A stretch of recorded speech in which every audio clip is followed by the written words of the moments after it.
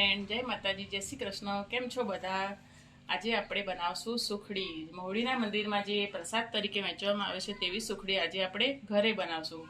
તો ચાલો આપણે જોઈ લઈએ તેના માટેનું માપ. તેમાં 2 વાટકી ઘઉંનો લોટ, 1 વાટકી ઘી અને આ જ વાટકી ગોળ અને ઝીણા સમારેલા કાજુ બદામ.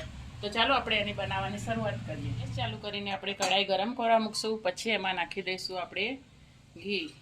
ઘી થોડું ગરમ કરીને જ લેવાનું છે, નવસેકું ગરમ કરીને લેવાનું.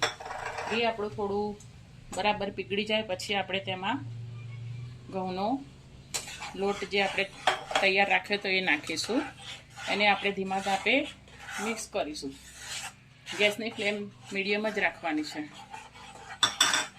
બસ આને ધીમે ધીમે બધું સારી રીતે મિક્સ કરી દઈશું.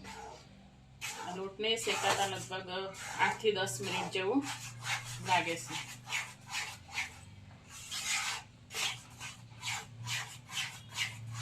બસ આપણે ધીમા તાપે લોટને સારી રીતે બધું ઘી અને લોટ એકદમ મિક્સ થઈ જાય ત્યાં સુધી રાખવાનું છે.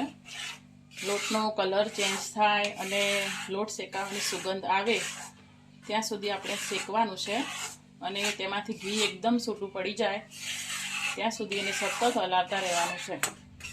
જો આપણો લોટ બહુ સરસ રીતે ઘીમાં શેકાઈ ગયો છે અને એને મેં ધીમા તાપે જ શેક્યો છે અને એમાંથી ઘી પણ છૂટું પડ્યું છે, તમે જોઈ શકો છો. અને લોટનો કલર પણ સારો એવો ચેન્જ થઈ ગયો છે. આ ટાઈમે આપણે એમાં સૂંઠ પાવડર ઉમેરવું હોય તો 1 ચમચી ઉમેરી શકાય.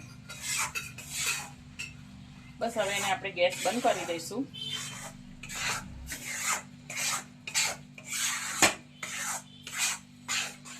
ગેસ બંધ કરીને આપણે એને નીચે ઉતારી દઈશું અને એક વાટકીના માપ પ્રમાણે એકદમ ઝીણો કતરેલો ગોળ એમાં નાખીને સારી રીતે મિક્સ કરી દઈશું.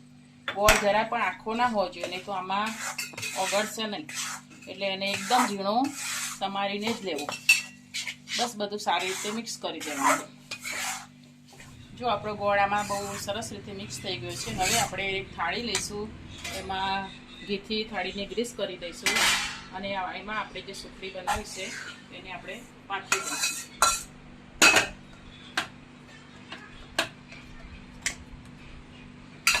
એક વાટકીમાં ઘી લગાવીને પછી એનાથી આપણે થાળીમાં સારી રીતે પાથરી દઈશું.